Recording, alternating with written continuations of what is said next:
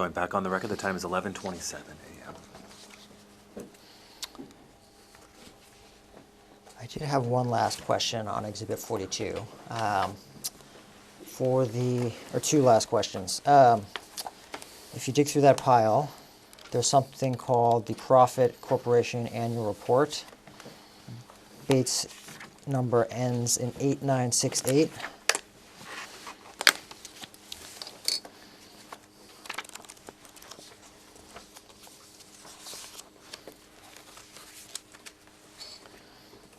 And in the middle of this page, it has some of your information, including a phone number and an email.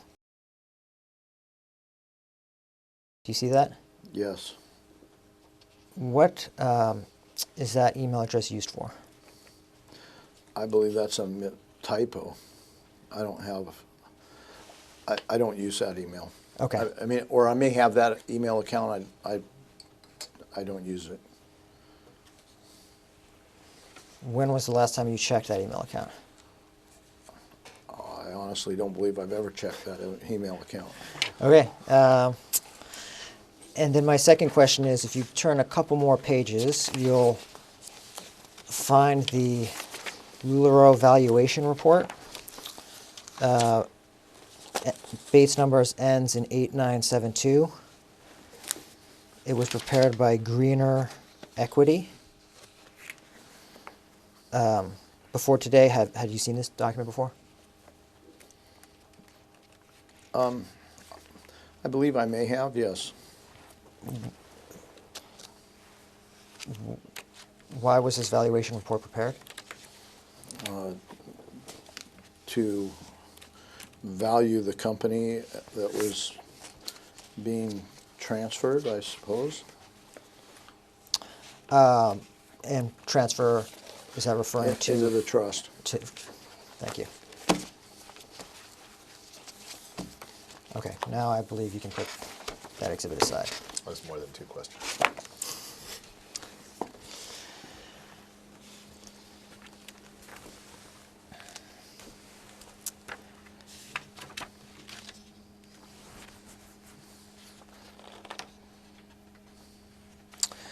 Earlier today, you stated that you don't consider LuLaRoe an MLM or a multi-level marketing company. Did you ever consider LuLaRoe an MLM? Nope.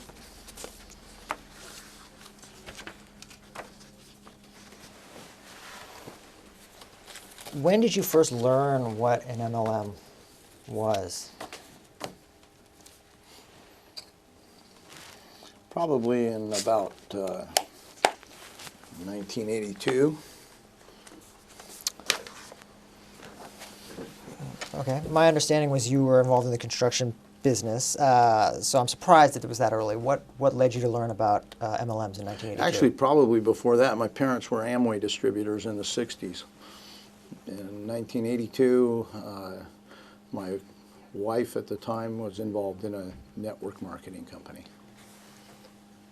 And which one was that? Was it Amway? It was called the Cambridge Diet. Was your then wife involved in any other MLMs? I don't. Who knows what she was involved in? Prior to LuLaRoe, have you been involved in other MLMs? Yes. Which ones? So, Deanne and I were involved in a company called Eola, E-O-L-A. And when was that?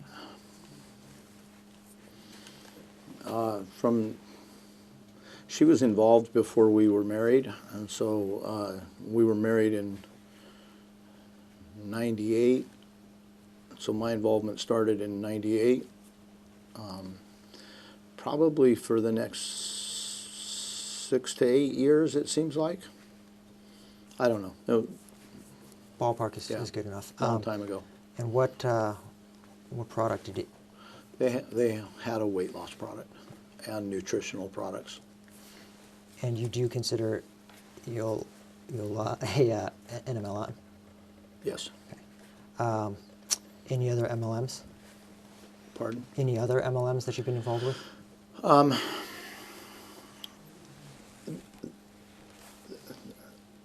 you know there were others? I don't recall specifically, but there were others. Were you, was it you or Deanne that was distributing the product for these others? It would have been both of us Both. together involved. Roughly how many others? I would say maybe 3 or 4. Roughly what time period? From 90, or from whenever we ended with Aola through, I don't know, it seems like I'm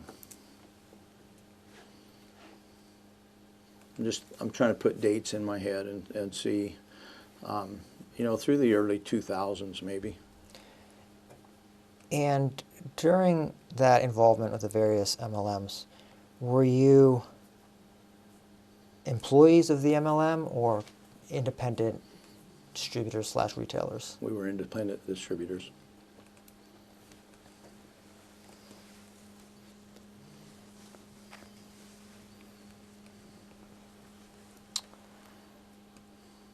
What is the Direct Sellers Association? Sometimes referred to as the DSA. I think the question answers itself. You know as much about them as I do. Well, so by that answer, do you mean that direct sellers are MLMs? I don't think I said that. Okay, so why don't you describe for the court what the Direct Sellers Association is, if you know? Object to the form. It apparently is a group of people who are in the direct sales industry. Direct sales industry, thank you. And did LuLaRoe consider joining the DSA? No. Why not? No apparent benefit. Are there costs with joining the DSA? Don't know. Have you ever discussed having LuLaRoe join the DSA? Do not tell me anything that counsel may have told you, but if you have discussed it with counsel, we do need to know that those discussions occurred. So he's just asking right now, have you discussed? Yeah. Our external consultants, Terrell Transtrom, Service Quest to be precise, suggested that I join them, and we had a very brief discussion where I told him I wasn't interested.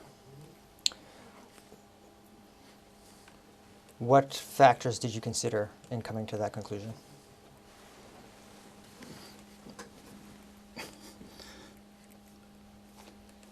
That I had no need of them. There was absolutely zero reason for me to be participating with the group of people who label themselves as MLM. And the Direct Sales Association very much does that.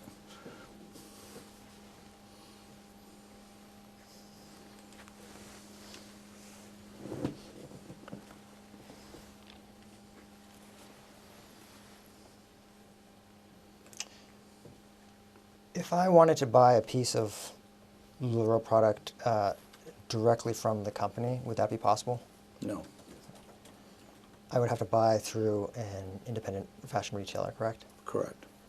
Are those independent fashion retailers also called consultants, independent fashion consultants, or were they at one time? At one time they were.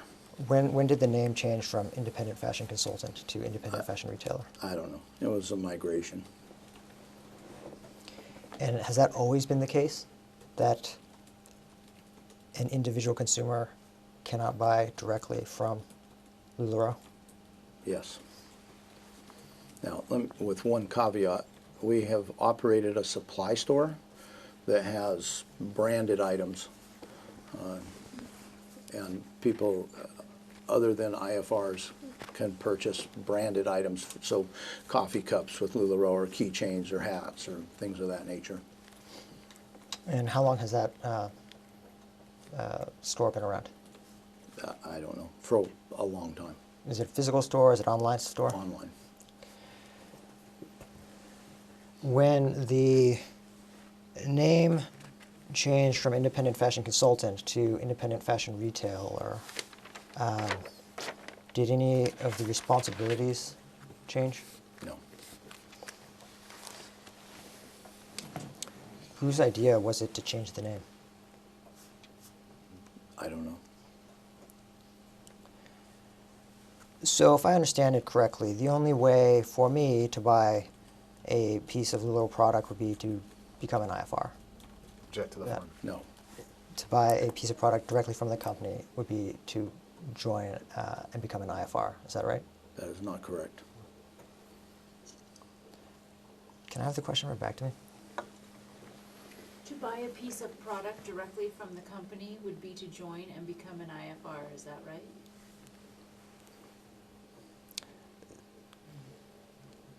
Oh, okay. I'm sorry. You did state it correctly. I heard it incorrectly. Yes, in order to buy directly from the company, you would have to join and be an IFR. I'm sorry. And if I understand it correctly, to join as an IFR, I would sign an agreement and purchase an initial onboarding package. Correct. How much does that onboarding package cost today? $499. And how long has it cost $499? A couple of months. Before then, how much was the onboarding package? I believe it was around $2,500.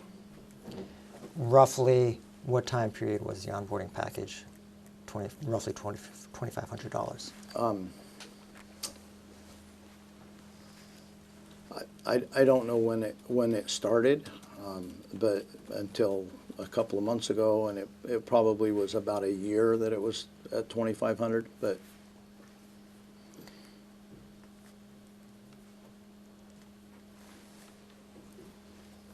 So 2018 to 2019 time frame. probably, yeah. Okay. Before 2018 to 2019, how much was the onboarding package? It was $5,000. And what time period was it roughly $5,000?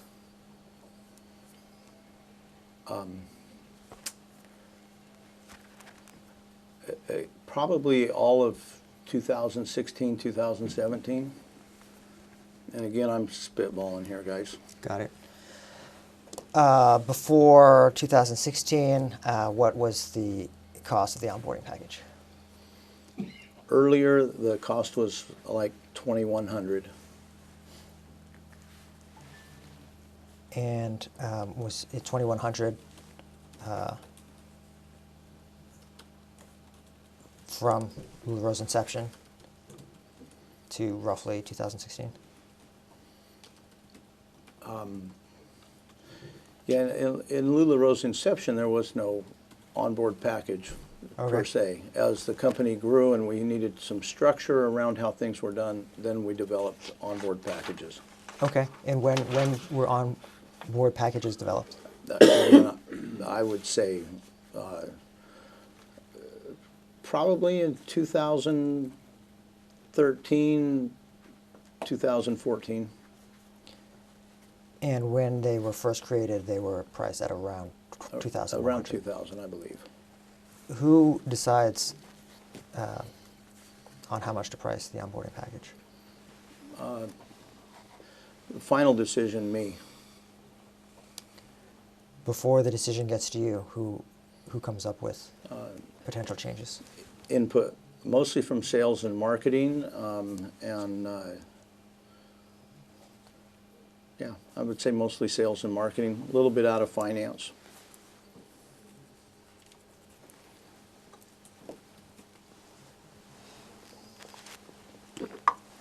So let's use this most recent change from 2,500 to roughly 499.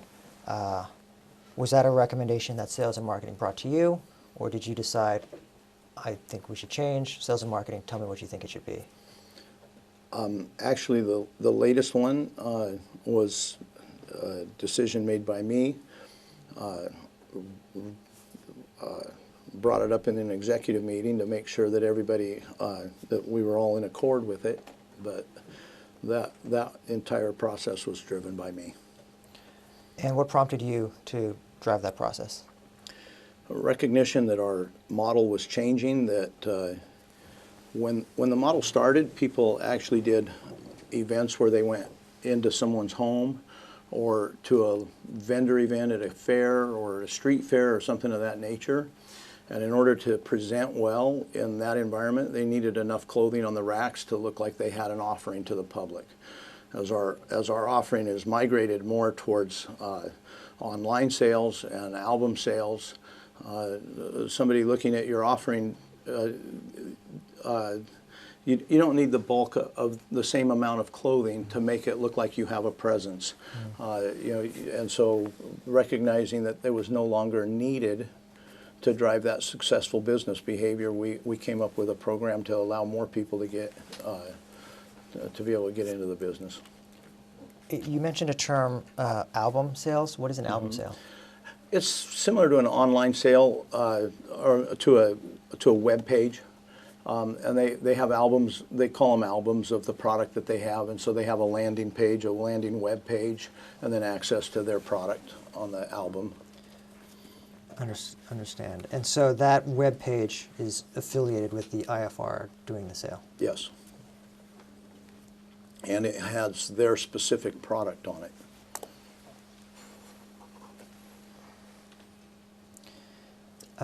For some of the other,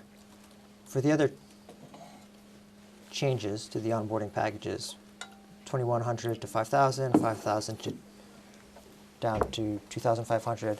Who drove those changes? Again, mostly me in those things. Again, with counsel and talking to the other executives, but mostly me.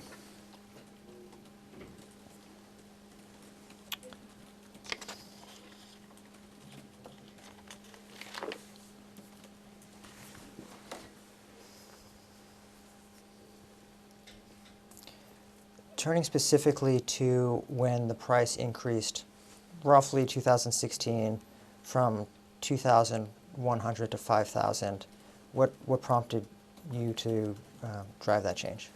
Expanded product line. When we started, we had one. Excuse me. We had one product. We had a maxi skirt, and so buying 100 skirts was enough to have some kind of presence. As the company grew and we had multiple offerings, what we found were people would have multiple styles, but they wouldn't have adequate sizes or representation across the styles. And so in order to have an effective product mix, we felt like it would work better for them. They would have a better chance at being successful if they had a broader product. Okay. I alluded earlier to the fact that I'm fairly fashion ignorant, so excuse some of these questions. What is the difference between a product and a style? I guess a product refers to any piece of clothing, and a style would refer to, for instance, a top or a dress or a skirt or a particular silhouette of a style of clothing. Okay, so I've seen names like the Maxi, the Nicole. Do those refer to styles? Those would be styles, correct. And so, for example, the Maxi is a style of dress, right? Yeah, Skirt. so when I say that the product line expanded, product line expands with more styles in it, if that makes sense. Would a product line be like tops, for Everything. example? No, it'd be Okay. everything. And so if I'm in a style, say the Maxi, there are different sizes, right? Right, Okay. And then are there there's different patterns? yes. Okay. And there's also something called print, is that right? The print and pattern would be the same Oh, thing. patterns and prints are the same thing. Yes. So when I receive an onboarding package, let's say, imagine it's 2017, after the expanded product lines. Do I choose different styles that I get in the onboarding package? So there were different times when we experimented with different things. At some points, you could choose. At some points, there were predetermined packages. Some of those were in response to our manufacturing processes, what I knew we had available. You know, so in order to get you size runs across the entire body, we would narrow it down to products that we knew we had those size runs across the bodies. So in other words, if I didn't have mediums in something, I didn't want you starting out your business and buying a product and then not having a size medium. That's not going to help you.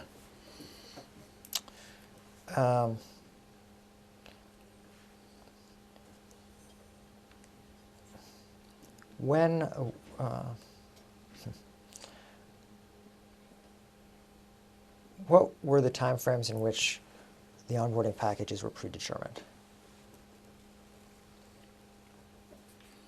I don't know. And when you say predetermined, would I have, if I were to be signing up in that time period, what would I be able to choose, if anything?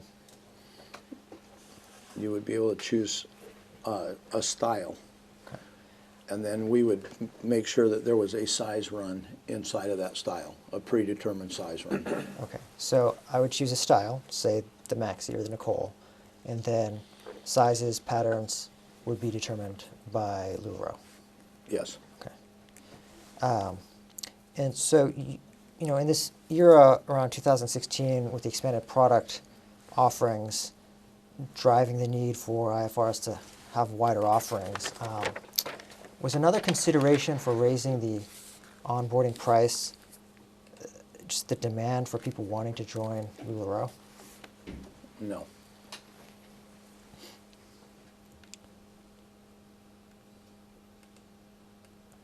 Has LuLaRoe ever taken action in response to increased demand to onboard? Yes. And what action has it taken?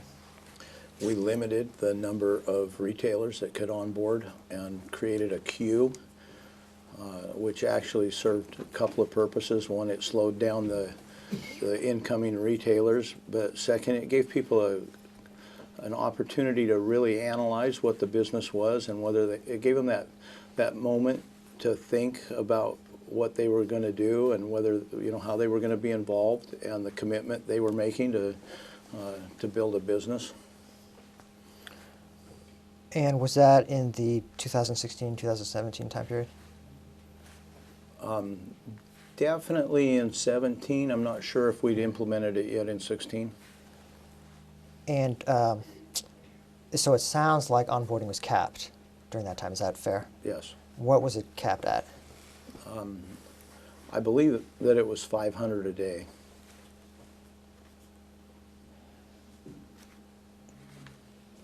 So is it fair to say that in LuLaRoe's history, 500 a day is sort of the max that is onboarded on Yes. at one time?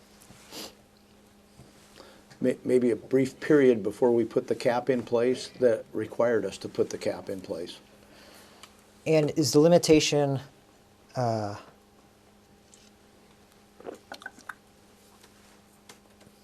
me withdraw.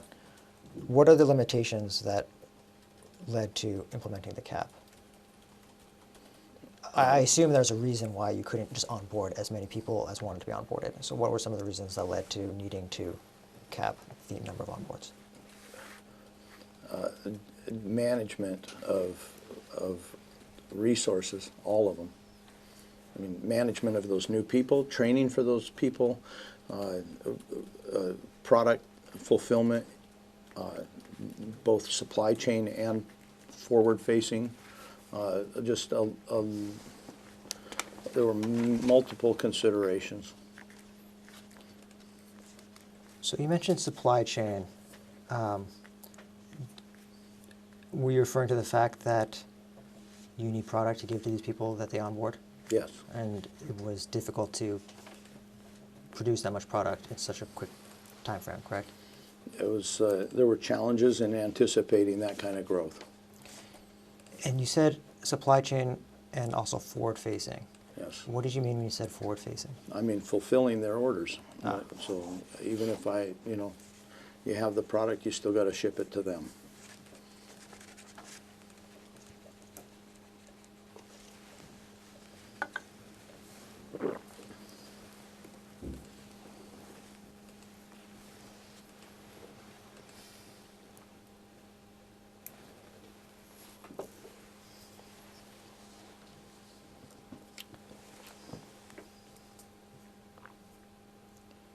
So we talked about the fact that during some time periods, people who onboard don't have the ability to choose patterns and sizes. Was that ever the case for already existing IFRs? No, the existing IFRs, well, that's a compound question. So patterns, yes. Or excuse me, styles, yes. Patterns, no. So there were times where existing ISRs couldn't choose styles. No, they could, assuming they were available. Okay. Was there ever a time where they couldn't choose the sizes? Only based on availability. What about patterns? No, they cannot choose patterns. So have IFRs ever been able to choose patterns? No.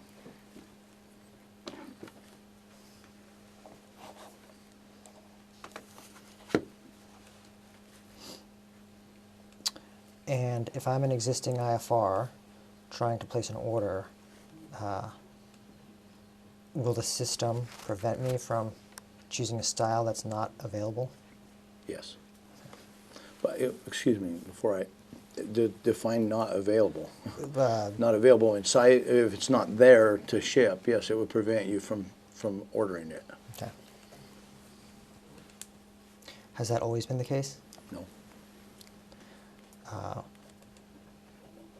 And has that led to issues with back orders? If you're asking, have there been back orders? Absolutely. What happens when there's a back order?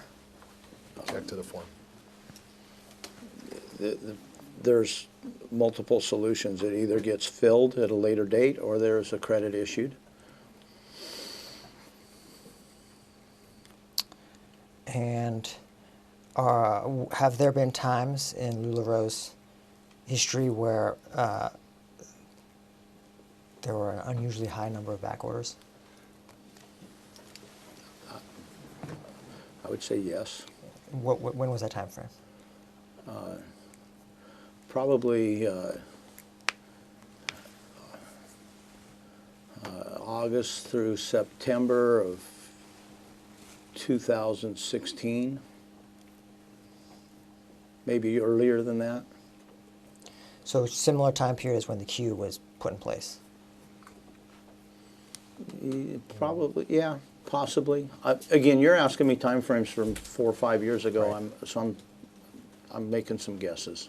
Yeah, I'm just going to object as misstates his prior testimony. So I thought he said 17. Okay. Turning back to the queue,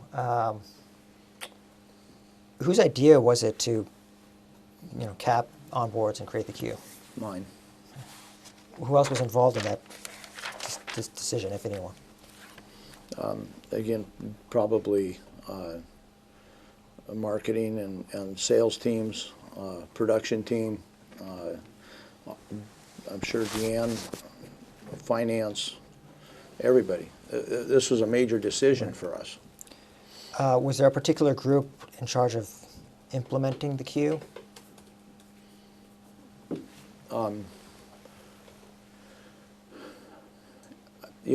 I know that we spun up people to manage the queue. I don't remember the exact structure of how that was done. And what was involved in managing the queue? Just communications, mostly, and then the actual administration of where are you, what's your time frame, when are you you know, who's next? Who's in line? What does this queue look like? When you say communications, do you mean LuLaRoe communicating with the people in the queue? Yes. Okay. What, other than administrative, like where are you in line, what's expected wait, things like that, what types of communications occurred between LuLaRoe and the queue? I don't know. You mentioned that sort of a side benefit or a benefit of the queue is that allowed potential people to evaluate, you know, this opportunity. What resources would you make available to people in the queue to evaluate the opportunity?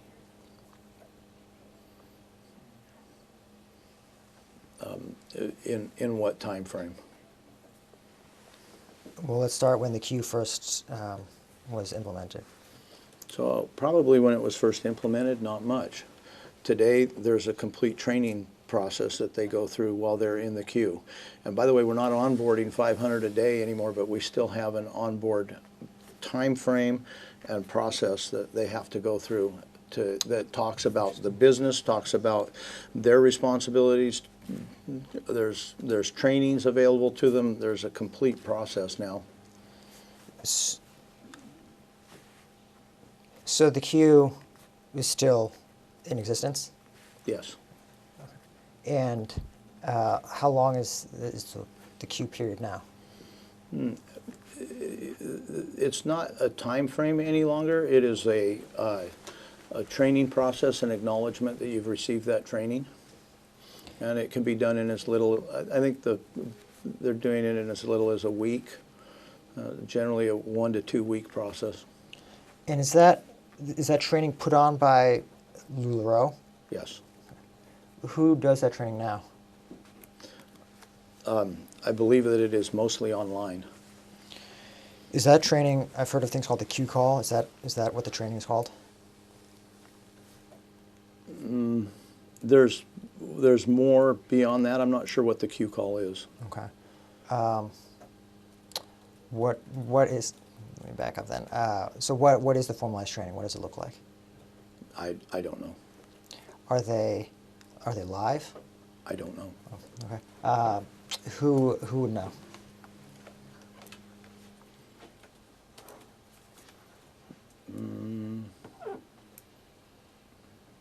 Would Jordan Brady know? What, Jordan might, Kenny might. I'm not sure where that direct responsibility lies.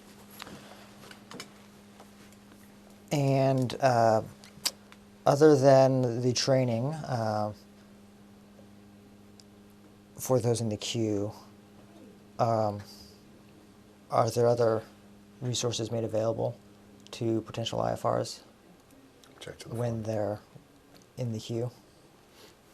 Same objection. I think the training encompasses everything that's available to them. I mean, it's no, if we've made it available to them, it is in part of that process. So.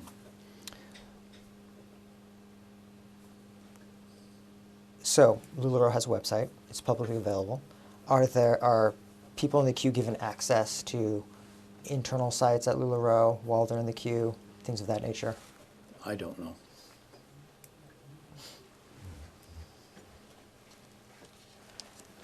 For onboarding packages, have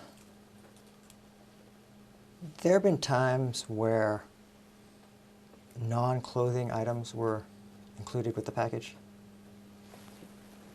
At one point, we had a starter kit that had some calendar and some marketing aids and so forth. What, when you say calendar, do you mean like hang a on day the wall? planner. Oh, No, like like a a day day planner. planner calendar. And then what did you mean when you said marketing aids?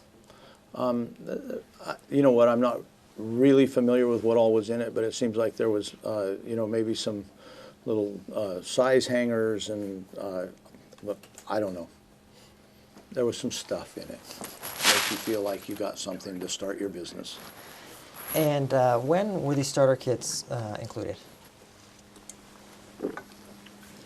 Quite honestly, I'm not sure if they're still included or not. I know through 16 and 17, they definitely were. Outside of that, I'm not sure when we published the first ones. Probably in 15, but You use the term published. well, we had to send them out to a printer. They had to be Ah, put together, there was, or created, I guess. Do you know who was involved in putting together these starter kits? Yeah, probably marketing, probably Justin Lyon.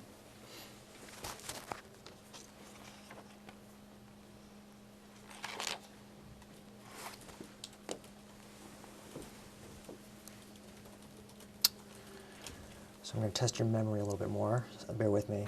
In the early years, 2014, 2015, on average, how many IFRs were onboarded, either monthly or yearly? So from the day we started the business, we averaged 25% growth month over month. And so when you talk about a year time frame, it's wildly different.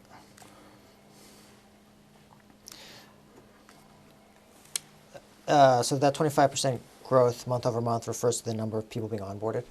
Referred to wholesale sales. And I wasn't tracking onboards as closely Right, as I was right. tracking wholesale sales.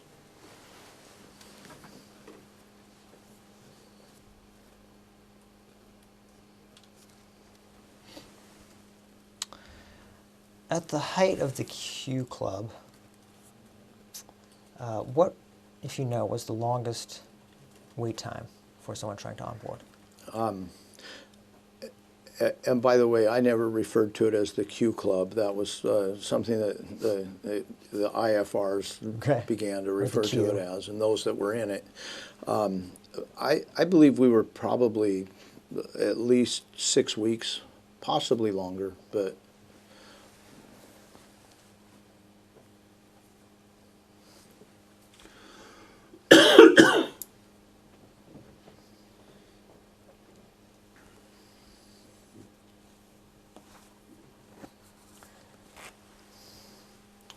So I have seen complaints from IFRs about back order slips, not getting what they want. Did anyone ever ask you why LuLaRoe continued to onboard when there were still back order slips being sent out? Object to the form.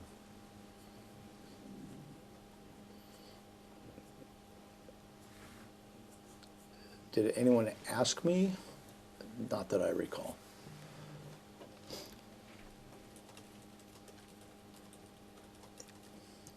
Was the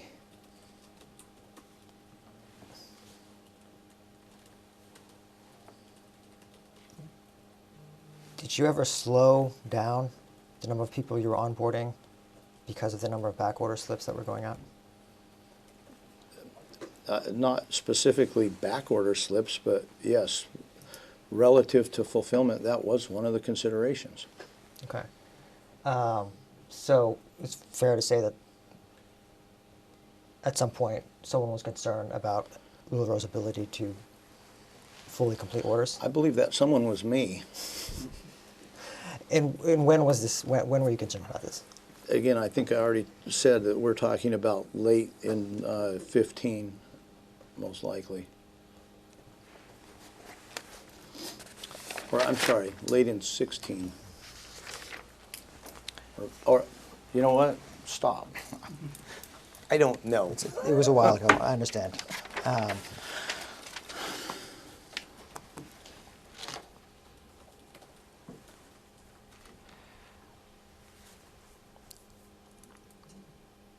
So you mentioned that in response to a product being unavailable, someone might get a back order slip or also credit. Can you explain what the credit process worked? How the credit process worked? Technically how it worked, I don't know, but if you ordered something and we were unable to fulfill it, we would simply give you credit in the back office to buy something else. or if you chose a refund to your credit card. So you an IFR had the ability to choose a refund, Yes. and the credit. You know, if you were to use that credit, could you use it just to purchase the number of items that needed to be completed? Could you reread that, please? And the credit, if you were to use that credit, could you use it just to purchase the number of items that needed to be completed? No, if you chose the credit, then it just went on your account and you could use it in your next purchase. But if that amount were lower than the amount necessary to make a minimum purchase order, I would have to pay more, correct? Correct.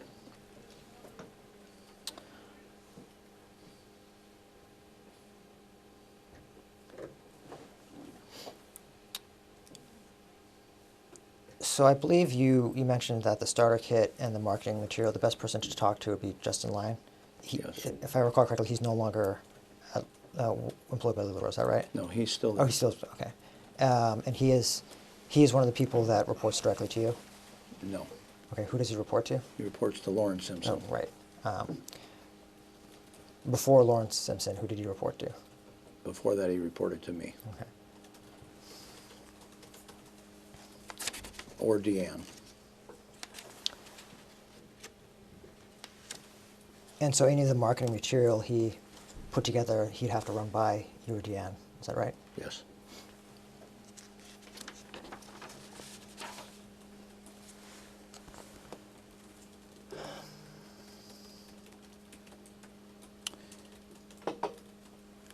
So I know that IFRs are classified as retailers, sponsors, trainers, coaches, or mentors, correct? Correct. Are those terms referred to as rank or tiers? Like what do those various terms, how are they referred to in terms of categorization? I would say rank. Okay. And have there been any other ranks other than retailer, sponsor, trainer, coach, or mentor? I don't believe so. And when did these ranks, when were these ranks implemented?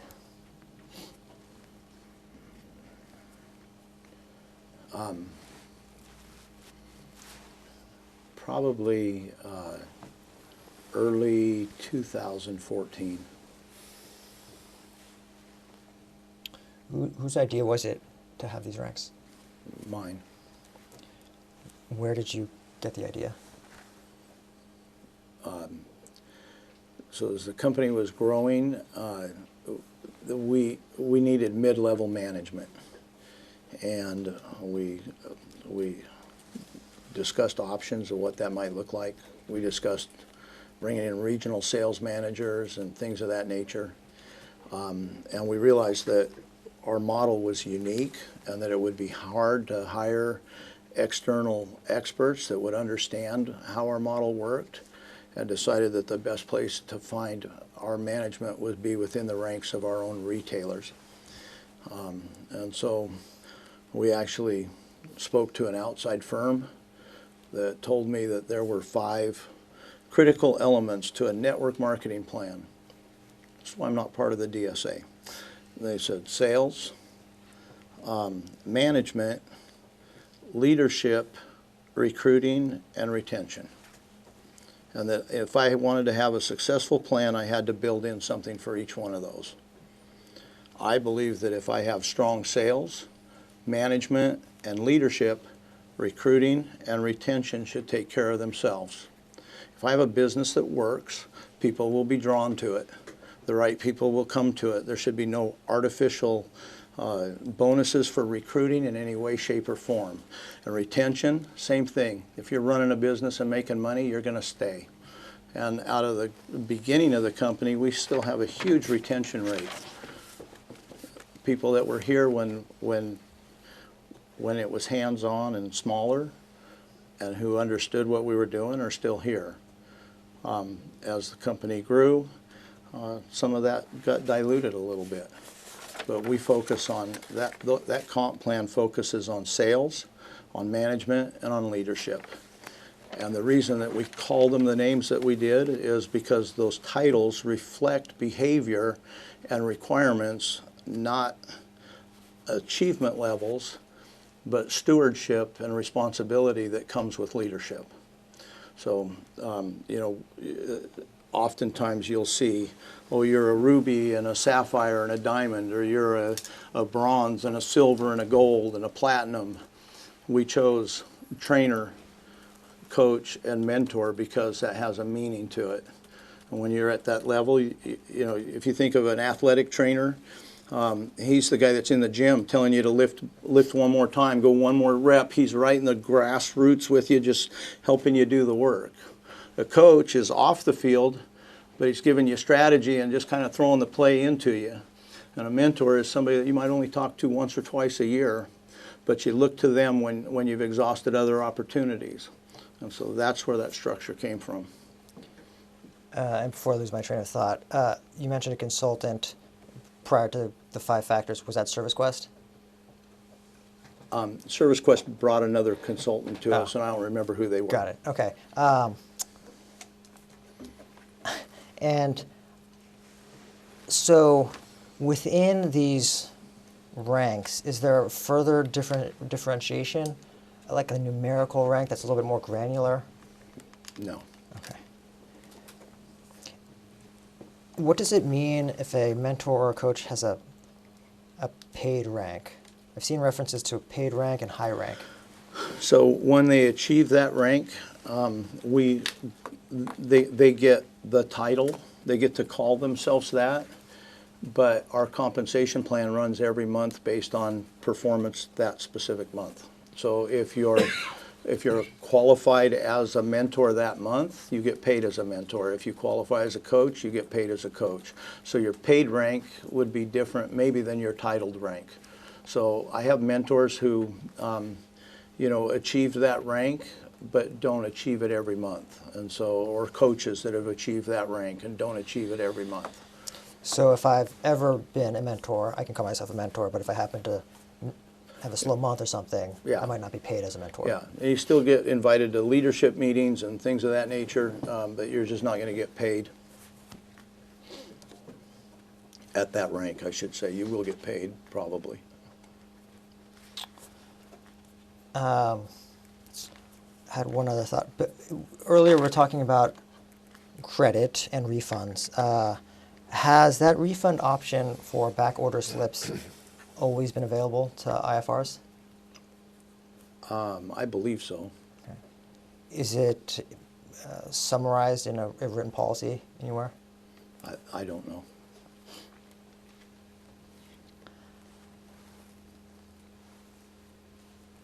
Can you explain the term downline? Yeah.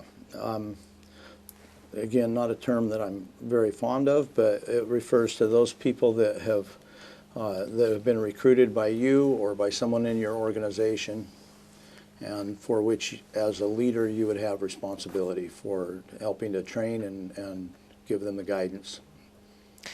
And is there a term you do prefer? I prefer your organization. I have seen the acronym TEAM, T period E period A period M. Mm-hmm. Is that another way of referring to someone's downline? No. Okay, what does that refer to? Team in our organization refers to, the acronym is together everyone achieves more. And whenever we write the word team, we use that acronym just to remind us that we're working together.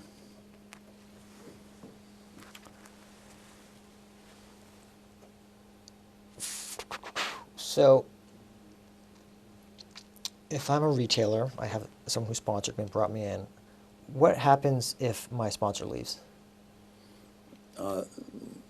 If you need help, there's whoever sponsored your sponsor is there for you.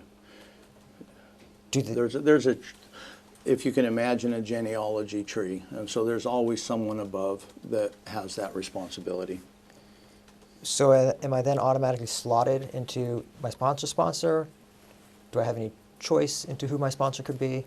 No, you're automatically, to clarify, your sponsor's not that nearly as important to your business as you are. And there are resources all the way to the company. So who your sponsor is or who else is above them isn't as critically relevant as what you're going to do in your business, because those resources are there. In the compensation plan, we actually have a leadership bonus pool, and it's there specifically to address that issue where anybody that's in leadership will gladly help any retailer in the business. And if my sponsor leaves, or if any IFR leaves, what type of paperwork do they have to sign or agree to, if any? I'm not sure what the actual exit process is. Okay. I assume that's someone in HR. Actually, not HR. Who would be responsible for that? I know there is a team that handles that, handles return processes and things. I'm not sure if they're in the warehouse or if they're under compliance, or I'm not sure. Are you aware of any prohibition on exiting retailers using the cancellation or refund policies? No. So if an IFR leaves or stops being an IFR, they can still submit a qualifying products to return Yes. and damaged products to return? Yes. Has that always been the case? Yes.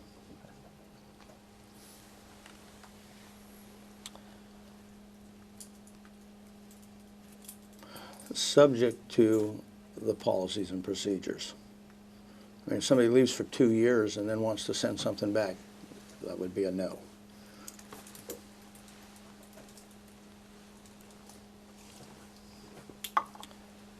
We'll talk in more detail about bonuses later. I had a question about how departing leaders impacts bonuses.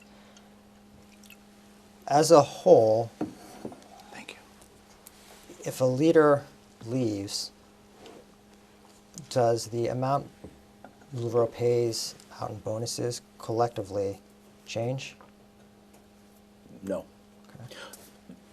Maybe. Okay. But it can change in two directions. It's not relative to we pay less, Okay. but when somebody's removed from the team tree, it changes qualifications, and all kinds of things can be affected by that. And the total amount LuLaRoe pays out in bonuses for that month, it could go up or it could go down? Correct. Joe, it's about 12:20. How are you doing? I'm fine. Okay. You want to? Maybe we head for 12:30 and then take lunch? Sure. I'm almost at a good stopping point, so that makes sense. Let's do that. Yeah. I'll take it off this time.